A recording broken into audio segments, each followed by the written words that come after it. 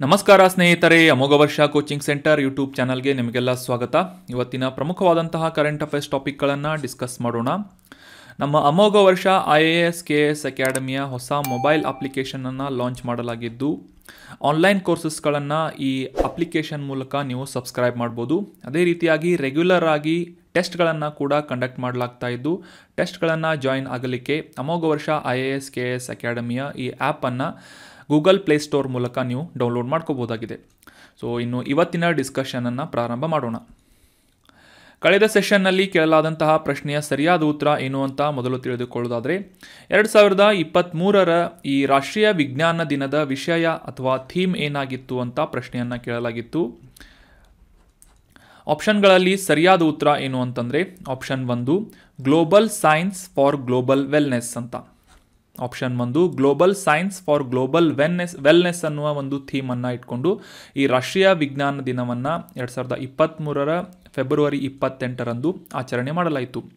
ಮುಖ್ಯವಾಗಿ ಈ ಒಂದು ಸರ್ CV ರಾಮನ್ ಅವರು ಈ ರಾಮನ್ ಎಫೆಕ್ಟ್ ಅಥವಾ ರಾಮನ್ ಪರಿಣಾಮವನ್ನು ಕಂಡುಹಿಡಿದದ್ದರ ಸ್ಮರಣಾರ್ಥವಾಗಿ 1986ರಿಂದ ಮೊದಲ ಬಾರಿಗೆ ಈ ಒಂದು ರಾಷ್ಟ್ರೀಯ ವಿಜ್ಞಾನ ದಿನವನ್ನು ಆಚರಿಸಬೇಕು ಅಂತ ನಿರ್ಧಾರ ಮಾಡಲಾಗಿತ್ತು. ಸೊ ಅಂದಿನಿಂದ ಪ್ರತಿ ವರ್ಷ 28ನೇ ಫೆಬ್ರವರಿಯಂದು 2023ರಲ್ಲಿ ಈ ಒಂದು global science for global wellness ಅನ್ನುವ ಥೀಮನ್ನು ಇಟ್ಕೊಂಡು ರಾಷ್ಟ್ರೀಯ ವಿಜ್ಞಾನ ದಿನವನ್ನು ಆಚರಣೆ ಮಾಡಲಾಯಿತು. ಆನ್ಸರ್ ಮಾಡಿದಂಥ ಎಲ್ಲ ಸ್ಟೂಡೆಂಟ್ಸ್ಗಳಿಗೆ ಕಂಗ್ರ್ಯಾಚುಲೇಷನ್ಸ್, ವೆರಿ ವೆಲ್ ಡನ್. ಇದೇ ರೀತಿಯಾಗಿ ಡಿಸ್ಕಷನ್ನಲ್ಲಿ ಭಾಗವಹಿಸ್ತಾ ಇರಿ, ನಿಮ್ಮ ಅನಿಸಿಕೆಗಳನ್ನು ಮತ್ತು ನಿಮ್ಮ ಆನ್ಸರ್ಗಳನ್ನು ಕಮೆಂಟ್ ಮಾಡ್ತಾ ಇರಿ ಅಂತ ಹೇಳ್ತಾ ಇವತ್ತಿನ ಪ್ರಶ್ನೆ ಏನು ಅಂತ ನೋಡೋಣ. ಪ್ರಶ್ನೆ: ಈ ಕೆಳಗಿನ ಯಾವ ವರ್ಷದಲ್ಲಿ ರಾಷ್ಟ್ರೀಯ ಹುಲಿ ಸಂರಕ್ಷಣಾ ಪ್ರಾಧಿಕಾರ ಅಥವಾ ನ್ಯಾಷನಲ್ ಟೈಗರ್ ಕನ್ಸರ್ವೇಷನ್ ಅಥಾರಿಟಿ ಅನ್ನುವ ಈ ಒಂದು ಪ್ರಾಧಿಕಾರವನ್ನು ಸ್ಥಾಪನೆ ಮಾಡಲಾಯಿತು ಅಂತ ಪ್ರಶ್ನೆ ಇದೆ. ಆಪ್ಷನ್ಗಳಲ್ಲಿ 1948, 1973, ಆಪ್ಷನ್ 3 2001 ಅಥವಾ ಆಪ್ಷನ್ 4 2006ನೇ ಇಸ್ವಿ ಅಂತ ಇದೆ. ನಿಮ್ಮ ಉತ್ತರಗಳನ್ನು ಕಮೆಂಟ್ ಬಾಕ್ಸ್ನಲ್ಲಿ ಕಮೆಂಟ್ ಮಾಡಿ. ನ್ಯಾಷನಲ್ ಟೈಗರ್ ಕನ್ಸರ್ವೇಷನ್ ಅಥಾರಿಟಿಯನ್ನು ಸ್ಥಾಪನೆ ಮಾಡಿದಂತಹ ವರ್ಷ ಯಾವುದು ಅಂತ ತಿಳ್ಕೊಂಡು ಕಮೆಂಟ್ ಮಾಡಿ. ಮುಂದಿನ ಸೆಷನ್ನಲ್ಲಿ ಇದರ ಸರಿಯಾದ ಉತ್ತರವನ್ನು ತಿಳಿದುಕೊಳ್ಳೋಣ.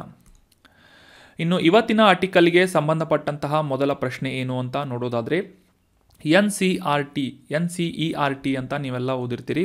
ಪುಸ್ತಕಗಳು very important from UPSC and KAS ಎಕ್ಸಾಮ್ಗಳಿಗೆ ಪ್ರಿಪೇರ್ ಮಾಡುವಂತಹ ವಿದ್ಯಾರ್ಥಿಗಳು ಕಂಪಲ್ಸರಿಯಾಗಿ ಈ NCERTಸ್ಗಳನ್ನು ಕವರ್ ಮಾಡ್ತಾ ಇರ್ತೀರಿ. ಸೊ ಈ NCERT ವಿಭಾಗದಲ್ಲಿ ಭಾರತದಲ್ಲಿನ ಈ ಪಠ್ಯ ಪುಸ್ತಕ ಪರಿಷ್ಕರಣೆಯನ್ನು ಮಾಡುವಂತಹ ಒಂದು ಉದ್ದೇಶದಿಂದ 19 ಸದಸ್ಯರ ಸಮಿತಿಯನ್ನು ರಚನೆ ಮಾಡಲಾಗಿದೆ. ಸೊ ಈ 19 ಸದಸ್ಯರ ಸಮಿತಿಗೆ ಯಾರನ್ನು ಅಧ್ಯಕ್ಷರನ್ನಾಗಿ ಮಾಡಲಾಗಿದೆ? ಈ 19 ಸದಸ್ಯರ ಸಮಿತಿಯ ಅಧ್ಯಕ್ಷರು ಯಾರು ಅಂತ ಗುರುತಿಸಬೇಕಾಗಿದ್ದು, ಆಪ್ಷನ್ಗಳಲ್ಲಿ K. Kasturirangan, option 2 Sudha Murthy, option 3 M.D. Pant, option 4 Manjul Bhargava ಅಂತ ಇದೆ. ಸೊ ಸರಿಯಾದ ಉತ್ತರ ಏನು ಅಂತಂದರೆ ಆಪ್ಷನ್ 3 M.D. ಪಂತ್ ಅವರು ಈ NCERT ಈ ಒಂದು ಪಠ್ಯ ಪುಸ್ತಕದ ಪರಿಷ್ಕರಣೆಗಾಗಿ ರಚಿಸಲಾಗಿರುವಂತಹ 19 ಸದಸ್ಯರ ಸಮಿತಿಗೆ ಅಧ್ಯಕ್ಷರಾಗಿ ಆಯ್ಕೆಗೊಂಡಿದ್ದಾರೆ. So option 3 is right answer. ಅದೇ ರೀತಿಯಾಗಿ K. ಕಸ್ತೂರಿರಂಗನ್, ಸುಧಾಮೂರ್ತಿ ಮತ್ತು ಮಂಜುಳ್ ಭಾರ್ಗವ್ ಅವರು ಕೂಡ ಈ ಸಮಿತಿಯ ಸದಸ್ಯರಾಗಿದ್ದಾರೆ.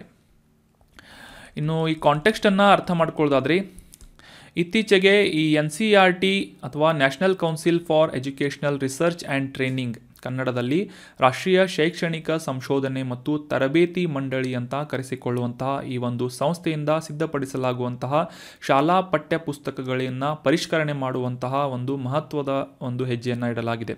ಸೊ ಈ ಒಂದು ನಿಟ್ಟಿನಲ್ಲಿ 19 ಸದಸ್ಯರ ಸಮಿತಿಯನ್ನು ರಚಿಸಲಾಗಿದೆ ಅಂತ ನ್ಯೂಸ್ನಲ್ಲಿ ಪಬ್ಲಿಷ್ ಆಗಿತ್ತು. ಸೊ ಹೀಗಾಗಿ ಈ ಒಂದು ಕಮಿಟಿಯ ಕುರಿತಾದಂತಹ ಮತ್ತು ಈ ಒಂದು ಕಮಿಟಿಯನ್ನು ರಚನೆ ಮಾಡುವಂತಹ ಮುಖ್ಯ ಉದ್ದೇಶ ಏನು ಅಂತ ಈ ಒಂದು ಆರ್ಟಿಕಲ್ನಲ್ಲಿ ಡೀಟೇಲ್ ಆಗಿ ಅಂಡರ್ಸ್ಟ್ಯಾಂಡ್ ಮಾಡ್ಕೊಳ್ಳೋಣ. ರಾಷ್ಟ್ರೀಯ ಪಠ್ಯಕ್ರಮ ಚೌಕಟ್ಟು ಅಥವಾ ನ್ಯಾಷನಲ್ ಕರಿಕುಲಮ್ ಫ್ರೇಮ್ವರ್ಕ್ ಅಂತ, ಇದರ ಒಂದು ಸಂಯೋಜನೆಯೊಂದಿಗೆ ಶಾಲಾ ಪಠ್ಯ ಪುಸ್ತಕಗಳು ಮತ್ತು ಈ ಬೋಧನಾ ಸಾಮಗ್ರಿಗಳು ಮತ್ತು ಕಲಿಕಾ ಸಂಪನ್ಮೂಲಗಳನ್ನು ಸಮನ್ವಯಗೊಳಿಸುವಂತಹ ನಿಟ್ಟಿನಲ್ಲಿ ಒಂದು ಉದ್ದೇಶವನ್ನು ಇಟ್ಕೊಂಡು ಈ NCERTಯ ಪಠ್ಯಕ್ರಮವನ್ನು ಬದಲಾಯಿಸುವಂತಹ ಅಥವಾ ಬೆಳವಣಿಗೆಯನ್ನು ತರುವಂತಹ 19 ಸದಸ್ಯರ ಸಮಿತಿಯನ್ನು ರಚಿಸಲಾಗಿದೆ. ಮುಖ್ಯವಾಗಿ 3ನೇ ತರಗತಿಯಿಂದ 12ನೇ ತರಗತಿಯವರೆಗೆ ಪರಿಣಾಮವನ್ನು ಬೀರುವಂತಹ ನಿಟ್ಟಿನಲ್ಲಿ ಉದ್ದೇಶದಿಂದ ಈ ಒಂದು ಬದಲಾವಣೆಗಳನ್ನು ತರಲು ಉದ್ದೇಶಿಸಲಾಗಿದ್ದು, 1ನೇ ಮತ್ತು 2ನೇ ತರಗತಿಯಿಂದ ಕೂಡ ಈ ಒಂದು ಪರಿವರ್ತನೆಗಳನ್ನು ಖಚಿತಪಡಿಸಿಕೊಳ್ಳುವಂತಹ ಗುರಿಯಿಂದ ಈ ಒಂದು ಪರಿಷ್ಕರಣೆಯನ್ನು ಮಾಡಲಾಗ್ತಾ ಇದೆ. ಮುಖ್ಯವಾಗಿ ಸಾಕಷ್ಟು ವೈವಿಧ್ಯಮಯವಾದಂತಹ ಕ್ಷೇತ್ರಗಳಿಗೆ ಸಂಬಂಧಪಟ್ಟಂತಹ ಈ ಸಮಿತಿಯ ಸದಸ್ಯರನ್ನು ಆಯ್ಕೆ ಮಾಡಲಾಗಿದ್ದು, ಅದರಲ್ಲಿ ಮುಖ್ಯವಾಗಿ ಗಣಿತ, ಕಲೆ, ಅರ್ಥಶಾಸ್ತ್ರ, ಕ್ರೀಡೆ, ನೀತಿ ಅಥವಾ ಮಾರಲ್ ಅಂತ ಕರಿತೀವಿ, ಆಡಳಿತ ಅಂದರೆ ಅಡ್ಮಿನಿಸ್ಟ್ರೇಷನ್, ಈ ರೀತಿಯಾದಂತಹ ಸಾಕಷ್ಟು ವೈವಿಧ್ಯಮಯವಾದಂತಹ ಫೀಲ್ಡ್ಗಳಿಗೆ ಸಂಬಂಧಪಟ್ಟಂತಹ ಸದಸ್ಯರನ್ನು ಆಯ್ಕೆ ಮಾಡಲಾಗಿದೆ.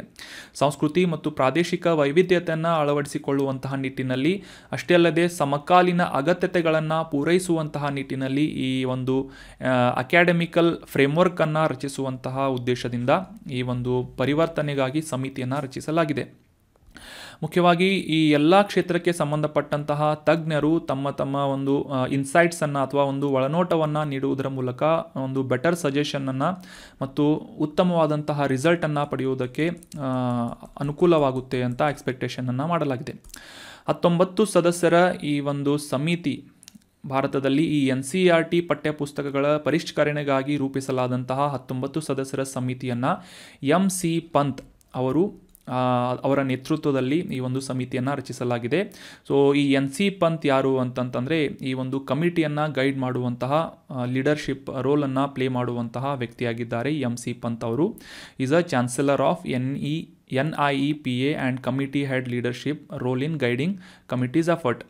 ಅದೇ ರೀತಿಯಾಗಿ ಈ ಗಣಿತದ ತಜ್ಞರಾದಂತಹ ಮತ್ತು ಈ ಗಣಿತದ ನೋಬಲ್ ಅಂತ ಕರೆಸಿಕೊಳ್ಳುವಂತಹ ಫೀಲ್ಡ್ಸ್ ಮೆಡಲನ್ನು ಪಡೆದಿರುವಂತಹ ಮಂಜುಲ್ ಭಾರ್ಗವ್ ಅವರು ಗಣಿತ ತಜ್ಞರಾದಂತಹ ಮತ್ತು ಉತ್ತಮವಾದಂತಹ ಪ್ರಖ್ಯಾತ ಪ್ರೊಫೆಸರ್ ಆಗಿ ಹೆಸರಿಸಿಕೊಂಡಿರುವಂತಹ ಮಂಜುಲ್ ಭಾರ್ಗವ್ ಅವರನ್ನು ಕೂಡ ಈ ಸಮಿತಿಯಲ್ಲಿ ಇನ್ಕ್ಲೂಡ್ ಮಾಡಲಾಗಿದೆ.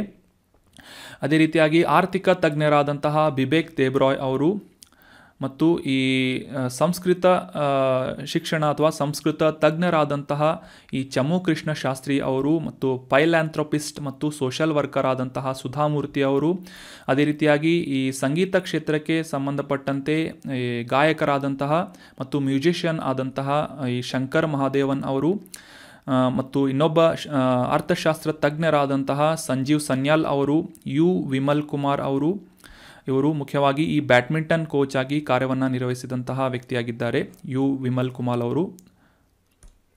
ನಂತರ ಈ MD ಶ್ರೀನಿವಾಸ್ ಅವರು is a chairperson of centre for policy studies policy insights for curriculum development. ನಂತರ ಶೇಖರ್ ಮಂಡೆ ಅವರು, ಸುರೀನಾ ರಂಜನ್ ಅವರು, ಇವರು ಫಾರ್ಮರ್ ರಿಟೈರ್ಡ್ IAS ಆಫೀಸರ್ ಆಗಿದ್ದಾರೆ. ಅದೇ ರೀತಿಯಾಗಿ ಈ ಫ್ರೆಂಚ್ ಲೇಖಕರಾದಂತಹ ಮತ್ತು ಸದ್ಯಕ್ಕೆ IIT ಗಾಂಧಿನಗರದಲ್ಲಿ ಪ್ರೊಫೆಸರ್ ಆಗಿ ಕೆಲಸ ಮಾಡ್ತಾ ಇರುವಂತಹ ಮೈಕೆಲ್ ಡ್ಯಾನಿನೋ ಅವರು, ಸುಜಾತಾ ರಾಮದೊರೈ ಅವರು, ಇವರು ಕೂಡ ಗಣಿತ ತಜ್ಞರಾಗಿ ಕೆಲಸವನ್ನು ಮಾಡ್ತಾ ಇದ್ದಾರೆ. ಅದೇ ರೀತಿಯಾಗಿ ಪ್ರತ್ಯುಷಾ ಕುಮಾರ್ ಮಂಡಲ ಇವರು ಕೂಡ ಈ NCERT ರೆಪ್ರೆಸೆಂಟೇಟಿವ್ ಆಗಿ ಕಾರ್ಯವನ್ನು ನಿರ್ವಹಿಸ್ತಾ ಇದ್ದಾರೆ. ಮತ್ತು ಈ ದಿನೇಶ್ ಕುಮಾರ್ ಅವರು, ಕೀರ್ತಿ ಕಪೂರ್ ಅವರು, ನಂತರ ರಂಜನಾ ಅರೋರಾ ಅವರು, ಈ ರಬಿನ್ ಚೆಟ್ರಿ ಅವರು, ನಂತರ ಈ ಕಸ್ತೂರಿ ರಂಗನ್ ಅವರು, ಹೆಸರಾಂತ ವಿಜ್ಞಾನಿಯಾದಂತಹ ಕಸ್ತೂರಿ ರಂಗನ್ ಅವರನ್ನು ಕೂಡ ಈ 19 ಸದಸ್ಯರ ಸಮಿತಿಯಲ್ಲಿ ಇನ್ಕ್ಲೂಡ್ ಮಾಡಲಾಗಿದೆ. ಈ ಎಲ್ಲ ಹೆಸರುಗಳು ಅಷ್ಟೊಂದು ಇಂಪಾರ್ಟೆಂಟ್ ಆಗದೆ ಹೋದರೂ ಕೂಡ ಈ NCERT ಪಠ್ಯಪುಸ್ತಕದ ಪರಿಷ್ಕರಣೆಗಾಗಿ ರೂಪಿಸಿದಂತಹ ಈ ಒಂದು ಸಮಿತಿಯನ್ನು ಯಾರ ನೇತೃತ್ವದಲ್ಲಿ ರಚಿಸಲಾಗಿದೆ ಅಂತ ಪ್ರಶ್ನೆ ಬಂದರೆ ಬರ್ಬೋದು. MC ಪಂತ್ ಅಂತ ಕರೆಕ್ಟ್ ಆದಂಥ ಆನ್ಸರ್ ಆಗಿದೆ, ನೆನ್ಪಿಟ್ಕೊಳ್ಳಿ. ಅದೇ ರೀತಿಯಾಗಿ ನಮ್ಮ ಕರ್ನಾಟಕದ ಸುಧಾಮೂರ್ತಿ ಅವರನ್ನು ಕೂಡ ಈ ಒಂದು ಸಮಿತಿಯಲ್ಲಿ ಇನ್ಕ್ಲೂಡ್ ಮಾಡಲಾಗಿದೆ. ಇನ್ನು ಮುಂದಿನ ಪ್ರಶ್ನೆ ಏನು ಅಂತ ನೋಡೋದಾದರೆ, ಈ ಕೆಳಗಿನ ಹೇಳಿಕೆಗೆ ಸರಿ ಅಥವಾ ತಪ್ಪನ್ನು ಗುರುತಿಸಬೇಕಾಗಿದೆ. ಸ್ಟೇಟ್ಮೆಂಟ್ ಏನು ಅಂತ ನೋಡೋದಾದರೆ, ಈ ಹೈಡ್ರೋಫೋನಿಕ್ಸ್ ಅನ್ನುವುದು ಈ ಒಂದು ಹೈಡ್ರೋಪೋನಿಕ್ಸ್ ಬೇಸಾಯವು ಮಣ್ಣಿನ ಬಳಕೆ ಇಲ್ಲದೆ ಬೆಳೆಗಳನ್ನು ಬೆಳೆಯುವಂತಹ ಒಂದು ವಿಧಾನವಾಗಿದೆ ಅಂತ ಸ್ಟೇಟ್ಮೆಂಟ್ ಇದೆ. ಹೈಡ್ರೋಪೋನಿಕ್ಸ್ ಅಂತ ನೀವೆಲ್ಲ ಅಟ್ಲೀಸ್ಟ್ ಒನ್ ಟೈಮ್ ನೀವು ಕೇಳಿರ್ಬೋದು ಅಂತ ಅನ್ಕೋತೀನಿ. ರೆಗ್ಯುಲರ್ ಆಗಿ ನ್ಯೂಸ್ ಪೇಪರನ್ನು ಓದ್ತಿದ್ರೆ ಈ ಒಂದು ವರ್ಡ್ ನಿಮಗೆ ಫ್ಯಾಮಿಲಿಯರ್ ಆಗಿರುತ್ತೆ. ಸೊ ಸರಿಯಾದಂತಹ ಸ್ಟೇಟ್ಮೆಂಟ್ ಆಗಿದೆ ಇದು. ಆಪ್ಷನ್ ಎ ಸರಿಯಾದಂತಹ ಸ್ಟೇಟ್ಮೆಂಟ್ ಆಗಿದೆ. ಇದು ಮಣ್ಣಿನ ಬಳಕೆ ಇಲ್ಲದೆ ಸಸ್ಯಗಳನ್ನು ಅಥವಾ ಬೆಳೆಯನ್ನು ಬೆಳೆಯುವಂತಹ ಒಂದು ಕೃಷಿ ವಿಧಾನವಾಗಿದೆ. ಹೈಡ್ರೋಫೋನಿಕ್ಸ್ ಫಾರ್ಮಿಂಗ್ ಅಂತ ಕೂಡ ಇದನ್ನು ಕರೆಯಲಾಗುತ್ತೆ. ಸೊ ಸರಿಯಾದಂತಹ ಸ್ಟೇಟ್ಮೆಂಟ್.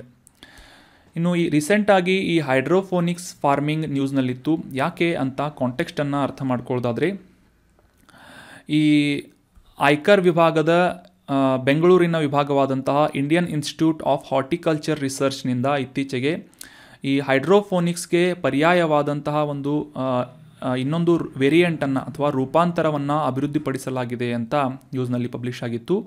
ಸೊ ಈ ಒಂದು ಮಾಹಿತಿಯನ್ನು ಕೇಂದ್ರ ಕೃಷಿ ಮತ್ತು ರೈತರ ಕಲ್ಯಾಣ ಸಚಿವರಿಂದ ಪಬ್ಲಿಷ್ ಮಾಡಲಾಗಿದೆ ಅಂತ ಕೂಡ ನ್ಯೂಸ್ನಲ್ಲಿ ಪಬ್ಲಿಷ್ ಆಗಿತ್ತು. ಸೊ ಹೀಗಾಗಿ ಈ ಹೈಡ್ರೋಫೋನಿಕ್ಸ್ ವಿಧಾನ ಅಂದರೆ ಏನು ಮತ್ತು ಈ ಹೈಡ್ರೋಫೋನಿಕ್ಸ್ ಕೃಷಿ ಅಂದರೆ ಏನು ಅಂತ ಕ್ಲಿಯರ್ ಆಗಿ ಒಂದು ಆರ್ಟಿಕಲ್ನಲ್ಲಿ ಅಂಡರ್ಸ್ಟ್ಯಾಂಡ್ ಮಾಡ್ಕೊಳ್ಳೋಣ.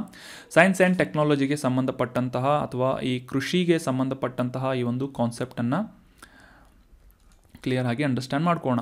ಈ ಒಂದು ಇಮೇಜ್ನಲ್ಲಿ ನೋಡ್ಬೋದು ನೀವು ಯಾವ ರೀತಿಯಾಗಿ ಈ ಕೆಳಗಿನ ನೀರಿನಲ್ಲಿ ಅಥವಾ ನೀರು ಅಥವಾ ಸೊಲ್ಯೂಷನ್ಗಳ ಒಂದು ಸಹಾಯದಿಂದ ಬೆಳೆಗಳನ್ನು ಅಥವಾ ಸಸಿಗಳನ್ನು ಬೆಳೆಯಲಾಗಿದೆ. ಯಾವುದೇ ರೀತಿಯಾಗಿ ಮಣ್ಣಿನ ಬಳಕೆ ಆಗಿಲ್ಲ. ಬೇರುಗಳನ್ನು ಕೂಡ ನೋಡ್ಬೋದು, ಕಂಪ್ಲೀಟಾಗಿ ವೈಟ್ ಆಗಿವೆ. ಸೊ ಈ ಸೊಲ್ಯೂಷನ್ನಲ್ಲಿ ಮುಳುಗಿಸಲಾದಂತಹ ಈ ಒಂದು ಬೇರುಗಳಿಂದ ಈ ಬೆಳೆಗಳನ್ನು ಬೆಳೆಯಲಾಗಿದೆ ಅಂತ ಈ ಒಂದು ಇಮೇಜ್ನಲ್ಲಿ ಕ್ಲಿಯರ್ ಆಗಿ ನೀವು ಅಂಡರ್ಸ್ಟ್ಯಾಂಡ್ ಮಾಡ್ಕೋಬೋದು. ಸೊ ಇದೇ ಒಂದು ಮೆಥಡನ್ನು ಹೈಡ್ರೋಫೋನಿಕ್ಸ್ ಮೆಥಡ್ ಅಂತ ಕರೆಯಲಾಗುತ್ತೆ. ಮಣ್ಣಿನ ಒಂದು ಬಳಕೆ ಇಲ್ಲದೆ ಈ ಒಂದು ಸಸಿಯನ್ನು ಬೆಳೆಯನ್ನು ಬೆಳೆಯುವಂತಹ ಮತ್ತು ಅದರ ಉತ್ಪಾದಕತೆ ಅಂದರೆ ಪ್ರೊಡಕ್ಟಿವಿಟಿಯನ್ನು ಇಂಪ್ರೂವ್ ಮಾಡುವಂತಹ ಒಂದು ಉದ್ದೇಶದಿಂದ ಪ್ರೊಡಕ್ಟಿವಿಟಿ ಅಂತಂದರೆ ಉತ್ಪಾದಕತೆ, ನೀರಿನ ಬಳಕೆಯ ದಕ್ಷತೆಯನ್ನು ಹೆಚ್ಚಿಸುವಂತಹ ಒಂದು ವಿಧಾನವಾಗಿ ಈ ಸಾಂಪ್ರದಾಯಿಕ ಕೃಷಿಗೆ ಪರ್ಯಾಯವಾಗಿ ಬಳಸಲಾಗ್ತಾ ಇರುವಂತಹ ಮತ್ತು ಈ ಜಗತ್ತಿನಲ್ಲಿ ಸಾಕಷ್ಟು ಪಾಪ್ಯುಲರ್ ಆಗ್ತಾ ಇರುವಂತಹ ಒಂದು ಕೃಷಿ ವಿಧಾನ ಯಾವುದು ಅಂತಂದರೆ ಹೈಡ್ರೋಫೋನಿಕ್ಸ್ ಕೃಷಿ ವಿಧಾನವಾಗಿದೆ. ಸೊ ಇದು ಮುಖ್ಯವಾಗಿ ಈ ಪರಿಣಾಮಕಾರಿಯಾದಂತಹ ಮತ್ತು ಹೆಚ್ಚಿನ ನೀರಿನ ದಕ್ಷತೆ ಮತ್ತು ಮಣ್ಣಿನ ಬಳಕೆ ಇಲ್ಲದೆ ಒಂದು ಇನ್ನೋವೇಟಿವ್ ಆದಂತಹ ಕೃಷಿ ವಿಧಾನವನ್ನು ಹುಡುಕುತ್ತಿರುವಂತಹ ನವ ಉದ್ಯಮಿಗಳಾಗಿರ್ಬೋದು ಅಥವಾ ನವೀನ ರೈತರಾಗಿರ್ಬೋದು, ಇವರಲ್ಲಿ ಸಾಕಷ್ಟು ಪರಿಣಾಮಕಾರಿ ಮತ್ತು ಜನಪ್ರಿಯತೆಯನ್ನು ಈ ಒಂದು ಹೈಡ್ರೋಫೋನಿಕ್ಸ್ ಕೃಷಿ ವಿಧಾನ ಹೊಂದ್ತಾ ಇದೆ ಅಥವಾ ಈ ಒಂದು ಪಡೆದುಕೊಳ್ತಾ ಇದೆ ಜನಪ್ರಿಯತೆಯನ್ನು ಅಂತ ನಾವು ಅಂಡರ್ಸ್ಟ್ಯಾಂಡ್ ಮಾಡ್ಕೋಬೋದು. ಅದೇ ರೀತಿಯಾಗಿ ಈ ಹೈಡ್ರೋಫೋನಿಕ್ಸ್ ಕೃಷಿ ವಿಧಾನ ಭಾರತದಲ್ಲಿ ಹೊಸ ಪರಿಕಲ್ಪನೆಯಾಗಿ ಕೂಡ ಗುರುತಿಸ್ಕೊಳ್ತಾ ಇದೆ. ಮುಖ್ಯವಾಗಿ ಈ ಹೈಡ್ರೋಫೋನಿಕ್ಸ್ ಕೃಷಿ ವಿಧಾನ ಅಥವಾ ಈ ಒಂದು ತಂತ್ರಜ್ಞಾನ ಸದ್ಯಕ್ಕೆ ಈ ನಗರ ಪ್ರದೇಶಗಳಲ್ಲಿ ಕೃಷಿ ಮಾಡುವುದು ಮತ್ತು ಈ ಟೆರೆಸ್ ಹಾರ್ಟಿಕಲ್ಚರ್ ಅಂತ ಕರೀತಾರೆ, ಮೇಲ್ಛಾವಣಿಯ ಮೇಲೆ ತೋಟಗಾರಿಕೆಯನ್ನು ಮಾಡುವುದು ಮತ್ತು ವಾಣಿಜ್ಯ ಕೃಷಿಗೆ ಮಾತ್ರ ಸದ್ಯಕ್ಕೆ ಈ ಹೈಡ್ರೋಫೋನಿಕ್ಸ್ ಕೃಷಿ ವಿಧಾನ ಚಾಲ್ತಿಯಲ್ಲಿದೆ ಅಥವಾ ಇದನ್ನು ಬಳಸಲಾಗ್ತಾ ಇದೆ, ಸೀಮಿತವಾಗಿ ಬಳಸಲಾಗ್ತಾ ಇದೆ. ಸೊ ಇದಕ್ಕೆ ಪರ್ಯಾಯವಾಗಿ ಕಂಡುಹಿಡಿದಂತಹ ಈ ಕೋಕೋಫೋನಿಕ್ಸ್ ಅಂತ ಕೂಡ ಸಾಕಷ್ಟು ನ್ಯೂಸ್ನಲ್ಲಿ ಬರ್ತಾ ಇದೆ. ಕೋಕೋಫೋನಿಕ್ಸ್ ಅಂತಂತಂದರೆ ಈ ಒಂದು ಇಮೇಜ್ನಲ್ಲಿ ಕ್ಲಿಯರ್ ಆಗಿ ಅಂಡರ್ಸ್ಟ್ಯಾಂಡ್ ಮಾಡ್ಕೋಬೋದು. ತೆಂಗಿನಕಾಯಿಯ ಮೇಲಿನ ನಾರನ್ನು ಬಳಸಿಕೊಂಡು ಅದರಿಂದ ಈ ರೀತಿಯಾಗಿ ಪುಡಿಯನ್ನು ತಯಾರಿಸಿ ಆ ಒಂದು ಪುಡಿಯನ್ನು ಮಣ್ಣಿಗೆ ಪರ್ಯಾಯವಾಗಿ ಮಣ್ಣಿನ ಅವಶ್ಯಕತೆ ಇಲ್ಲದೆ ಈ ಒಂದು ಬೆಳೆಯನ್ನು ಉತ್ಪಾದನೆ ಮಾಡುವಂತಹ ಒಂದು ವಿಧಾನವನ್ನು ಕೋಕೋಫೋನಿಕ್ಸ್ ಅಂತ ಕರೆಯಲಾಗುತ್ತೆ. ಸೊ ಇದು ಕೂಡ ಈ ಇತ್ತೀಚೆಗೆ ತರಕಾರಿಯನ್ನು ಬೆಳೆಯುವುದಕ್ಕೆ ಸಾಕಷ್ಟು ಯಶಸ್ವಿಯಾದಂತಹ ಒಂದು ವಿಧಾನವಾಗಿ ಕೂಡ ಗುರುತಿಸಿಕೊಳ್ತಾ ಇದೆ. ಸೊ ನೆನ್ಪಿಟ್ಕೊಳ್ಳಿ, ಕೋಕೋಫೋನಿಕ್ಸ್ ಆ್ಯಂಡ್ ಹೈಡ್ರೋಫೋನಿಕ್ಸ್ ಅಂತಂದರೆ ಇಲ್ಲಿ ವಾಟರ್ ಅಥವಾ ಸೊಲ್ಯೂಷನ್ಗಳ ಬಳಕೆಯಾಗುತ್ತೆ. ಅದೇ ರೀತಿಯಾಗಿ ಕೋಕೋಫೋನಿಕ್ಸ್ ಅಂತಂತಂದರೆ ಇಲ್ಲಿ ಈ ತೆಂಗಿನ ನಾರನ್ನು ಬಳಸಿಕೊಂಡು ಅದರ ಪುಡಿಯನ್ನು ತಯಾರು ಮಾಡಿ ಅದರಿಂದ ಈ ಬೆಳೆಗಳನ್ನು ಬೆಳೆಯಲಾಗುತ್ತದೆ. ಸೊ ಕೋಕೋಫೋನಿಕ್ಸ್ ಕ್ಲಿಯರ್ ಆಯಿತು ಅಂತ ಅನ್ಕೋತೀನಿ. ಇನ್ನು ಮುಂದಿನ ಆರ್ಟಿಕಲನ್ನು ನೋಡೋಣ. ಮೊದಲು ಪ್ರಶ್ನೆಯನ್ನು ತಿಳಿದುಕೊಳ್ಳೋದಾದರೆ, ಭಾರತದಲ್ಲಿ ಈ ಪ್ರಧಾನಮಂತ್ರಿ ಭಾರತೀಯ ಜನೌಷಧಿ ಕೇಂದ್ರವನ್ನು ಯಾವ ವರ್ಷದಲ್ಲಿ ಪ್ರಾರಂಭಿಸಲಾಯಿತು ಅಂತ ಪ್ರಶ್ನೆ ಇದೆ. ಆಪ್ಷನ್ಗಳಲ್ಲಿ 2002, ಆಪ್ಷನ್ 2 2008, ಆಪ್ಷನ್ 3 2014 ಅಥವಾ ಆಪ್ಷನ್ 4 2020 ಅಂತ ಇದೆ. ಸೊ ಸರಿಯಾದ ಉತ್ತರ ಏನು ಅಂತ ನೋಡೋದಾದರೆ ಆಪ್ಷನ್ 2 2008ನೇ ಇಸವಿಯಲ್ಲಿ ಭಾರತದಲ್ಲಿ ಈ ಪ್ರಧಾನಮಂತ್ರಿ ಭಾರತೀಯ ಜನೌಷಧಿ ಕೇಂದ್ರವನ್ನು ಜಾರಿಗೊಳಿಸಲಾಗಿತ್ತು. ಸೊ ಮೋದಿ ಗೌರ್ಮೆಂಟ್ ಬರೋದಕ್ಕಿಂತ ಮುಂಚೆ ಅಂದರೆ UPA ಗೌರ್ಮೆಂಟ್ ಇದ್ದಾಗ ಈ ಒಂದು ಭಾರತೀಯ ಜನೌಷಧಿ ಕೇಂದ್ರವನ್ನು ಸ್ಥಾಪನೆ ಮಾಡಲಾಗಿತ್ತು ಅನ್ನೋದು ಇಂಪಾರ್ಟೆಂಟ್ ಆದಂಥ ಪಾಯಿಂಟ್ ಆಗಿದೆ. So option 2 2008 is right answer. ಮೊದಲಿಗೆ ಈ ಕಾಂಟೆಕ್ಸ್ಟನ್ನು ಅರ್ಥ ಮಾಡ್ಕೊಳ್ಳೋದಾದರೆ, ಈ ಜನರಿಕ್ ಔಷಧಿಗಳನ್ನು ನೀಡುವಂತಹ ವಿತರಿಸುವಂತಹ ಪ್ರಧಾನಮಂತ್ರಿ ಭಾರತೀಯ ಜನೌಷಧಿ ಕೇಂದ್ರಗಳನ್ನು ಅಥವಾ ಮೆಡಿಕಲ್ ಶಾಪ್ಗಳನ್ನು ದೇಶದಾದ್ಯಂತ ಈ ರೈಲು ನಿಲ್ದಾಣಗಳಲ್ಲೂ ಕೂಡ ಸ್ಥಾಪನೆ ಮಾಡುವಂತಹ ನಿರ್ಧಾರವನ್ನು ರೈಲ್ವೆ ಸಚಿವಾಲಯದಿಂದ ಘೋಷಣೆ ಮಾಡಲಾಗಿದೆ ಅಂತ ನ್ಯೂಸ್ನಲ್ಲಿ ಪಬ್ಲಿಷ್ ಆಗಿತ್ತು. ಸೊ ಹೀಗಾಗಿ ಈ ಪ್ರಧಾನಮಂತ್ರಿ ಭಾರತೀಯ ಜನೌಷಧಿ ಕೇಂದ್ರಗಳ ಕುರಿತಾದಂತಹ ಕೆಲವೊಂದಿಷ್ಟು ಇಂಪಾರ್ಟೆಂಟ್ ಮಾಹಿತಿಗಳನ್ನು ಈ ಒಂದು ಆರ್ಟಿಕಲ್ನಲ್ಲಿ ಡಿಸ್ಕಸ್ ಮಾಡೋಣ.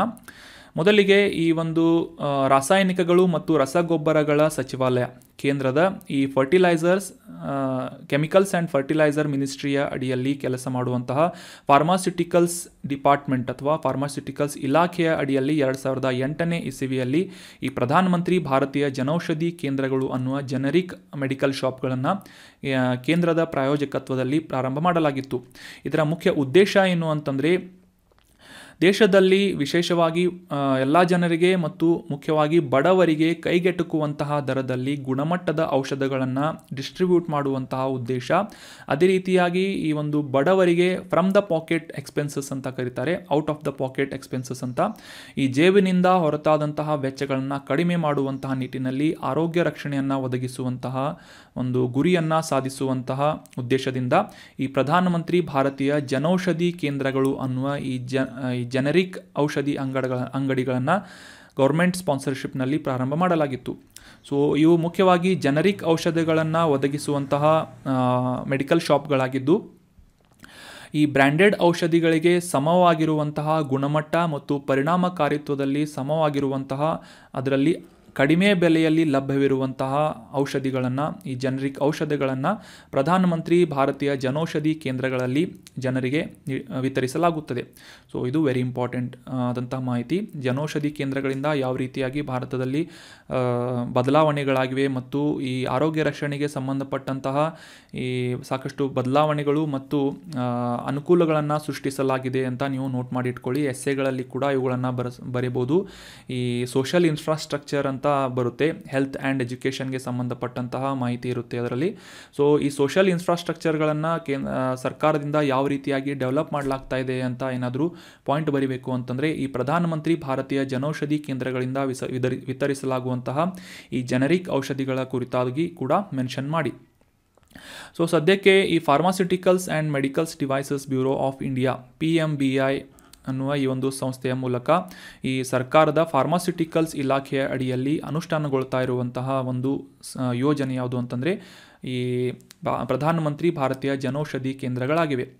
ಇನ್ನು ಈ ಜನೌಷಧಿ ಕೇಂದ್ರಗಳನ್ನು ಸ್ಥಾಪನೆ ಮಾಡುವುದಕ್ಕೆ ಮುಖ್ಯ ಉದ್ದೇಶ ಈ ಅರ್ಹತೆ ಏನು ಅಂತ ನೋಡೋದಾದರೆ, ರಾಜ್ಯ ಸರ್ಕಾರದಿಂದ ಪ್ರಾಯೋಜಕತ್ವವನ್ನು ಪಡೆದಂತಹ ಅಥವಾ ಇತರ ಯಾವುದೇ ಸಂಸ್ಥೆಗಳ ಮೂಲಕ ಈ ಜನೌಷಧಿ ಕೇಂದ್ರಗಳನ್ನು ಸ್ಥಾಪಿಸಬಹುದು. ಅಷ್ಟೇ ಅಲ್ಲದೆ ಈ ನಾನ್ ಗೌರ್ಮೆಂಟ್ ಆರ್ಗನೈಸೇಷನ್ NGOಗಳಾಗಿರ್ಬೋದು, ಇತರ ಟ್ರಸ್ಟ್ಗಳಾಗಿರ್ಬೋದು, ಖಾಸಗಿ ಆಸ್ಪತ್ರೆಗಳಾಗಿರ್ಬೋದು, ಈ ದತ್ತಿ ಸಂಸ್ಥೆಗಳು, ವೈದ್ಯರು, ನಿರುದ್ಯೋಗಿ ಔಷಧಿಕಾರರು ಅಂದರೆ ಫಾರ್ಮಾಸಿಸ್ಟ್ಗಳು, ವೈದ್ಯಕೀಯ ಉದ್ಯಮದಲ್ಲಿರುವಂತಹ ಈ ಒಂದು ಸಿಬ್ಬಂದಿಗಳಾಗಿರ್ಬೋದು ಅಥವಾ ಜನೌಷಧಿ ಕೇಂದ್ರಕ್ಕೆ ಅರ್ಜಿ ಸಲ್ಲಿಸುವಂತಹ ಅರ್ಹತೆಯನ್ನು ಈ ರೀತಿಯಾದಂತಹ ವ್ಯಕ್ತಿಗಳು ಹೊಂದಿರ್ತಾರೆ.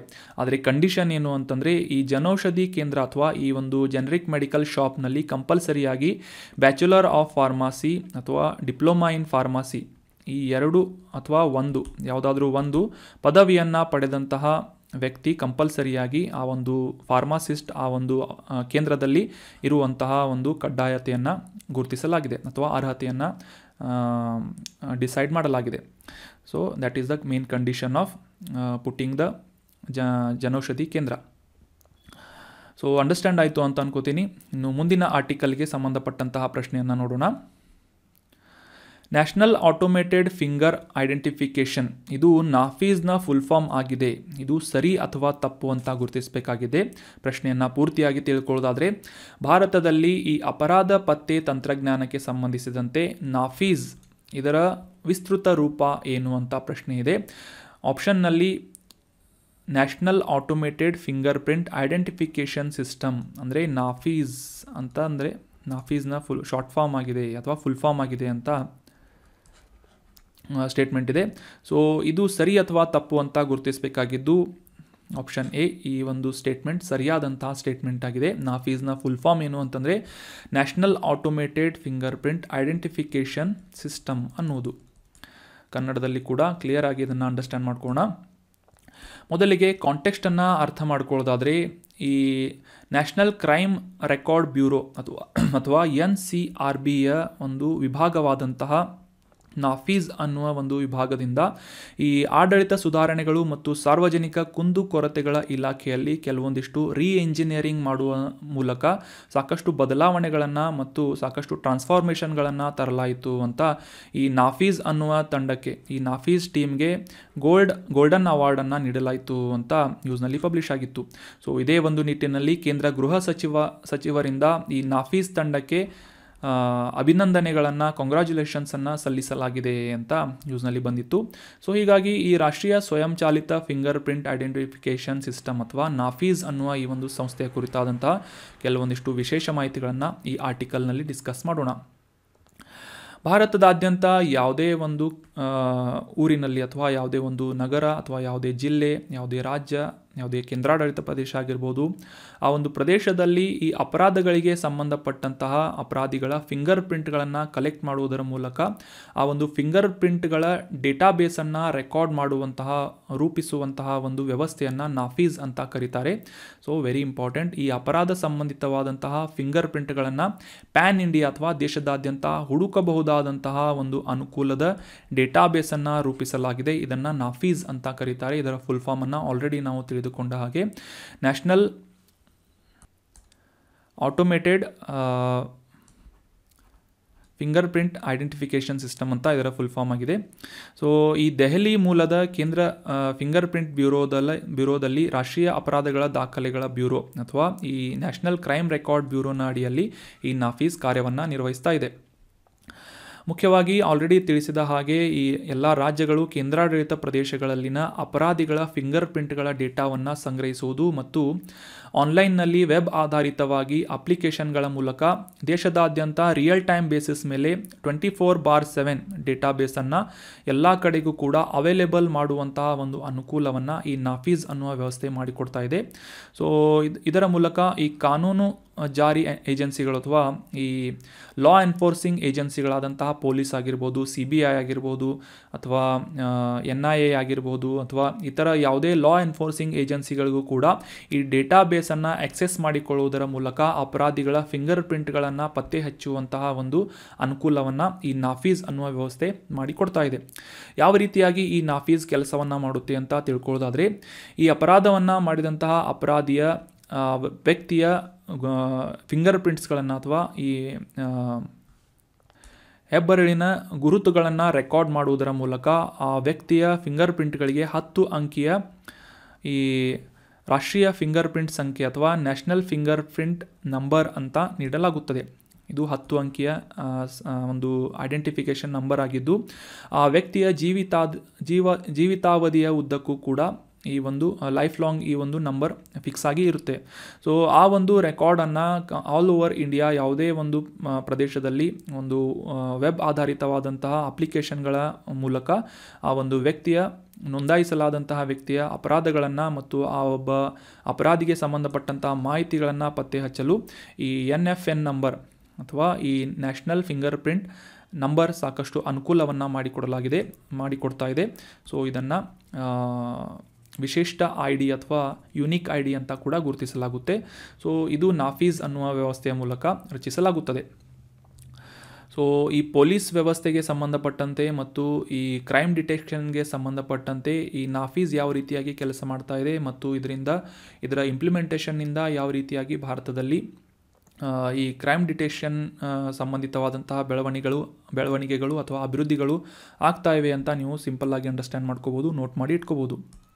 ಇನ್ನು ಮುಂದಿನ ಆರ್ಟಿಕಲ್ ಸಿಮಿಲಿಪಾಲ್ ಹುಲಿ ಸಂರಕ್ಷಿತ ಪ್ರದೇಶ ಅದರ ಬಗ್ಗೆ ಇದೆ. ಇದು ಯಾವ ರಾಜ್ಯದಲ್ಲಿದೆ ಅಂತ ಮೊದಲು ಗುರುತಿಸಿಕೊಳ್ಳೋಣ.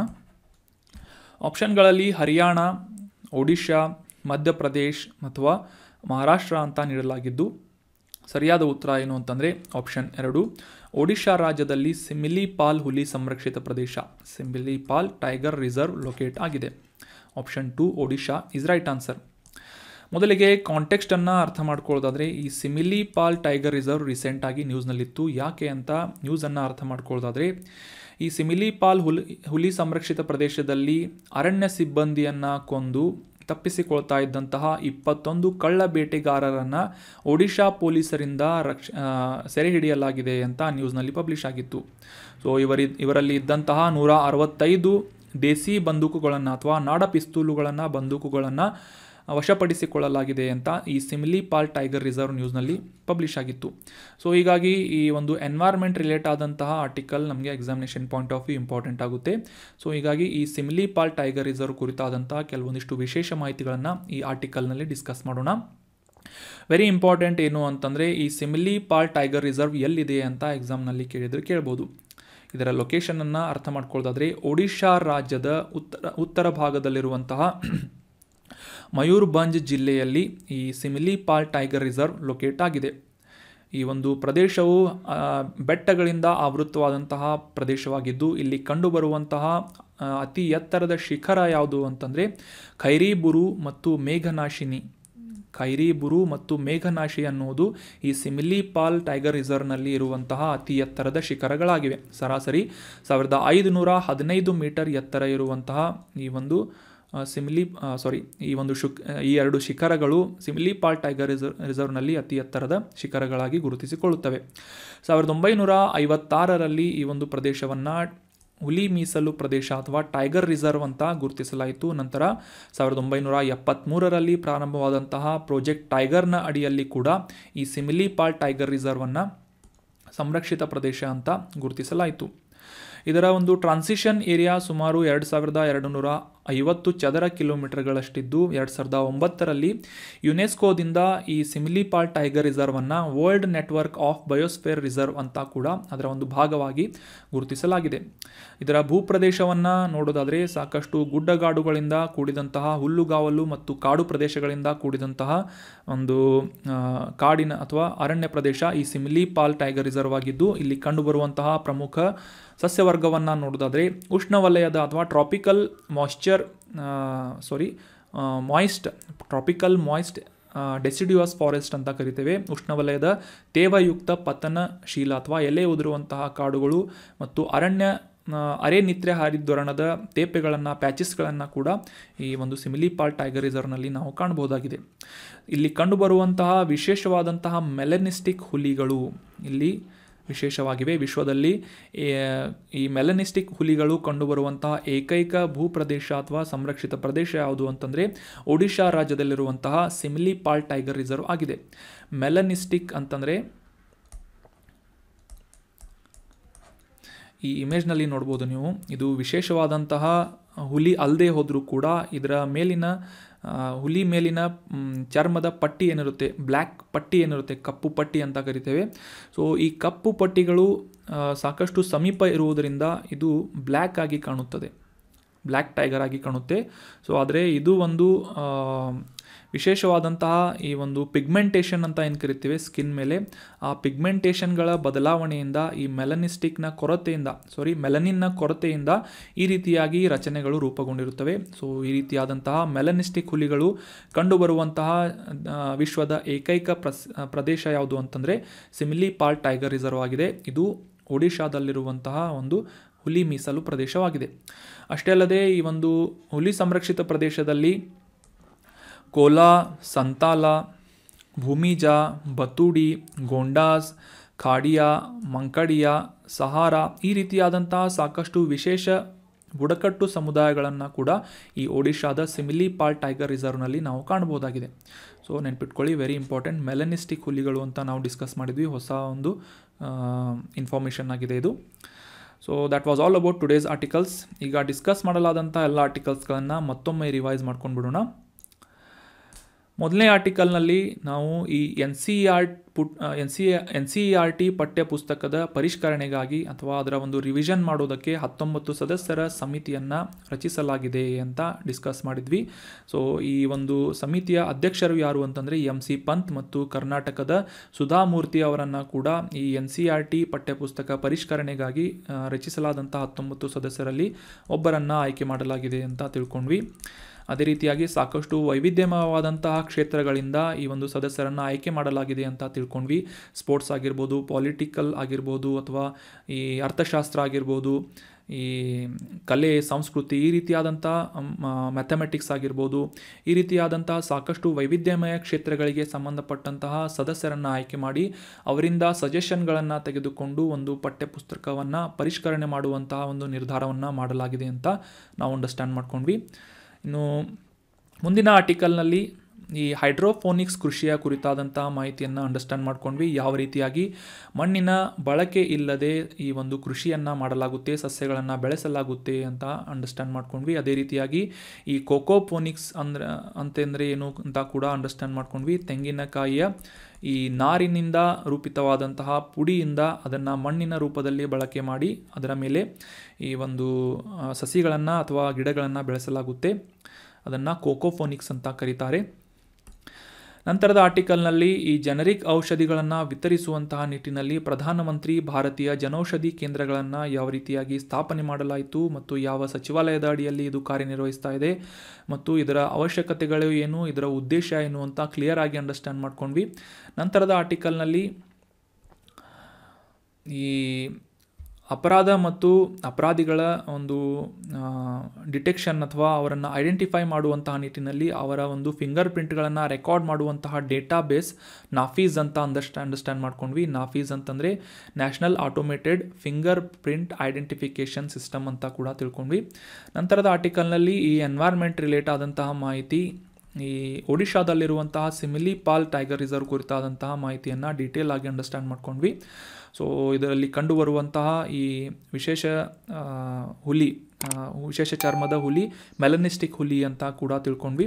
So that was all about today's discussion. ಈ ಕಂಟೆಂಟನ್ನು ನಿಮ್ಮ ಎಲ್ಲ ಫ್ರೆಂಡ್ಸ್ಗಳ ಜೊತೆ ಶೇರ್ ಮಾಡಿ. Thank you so much for joining the discussion. Have a nice day.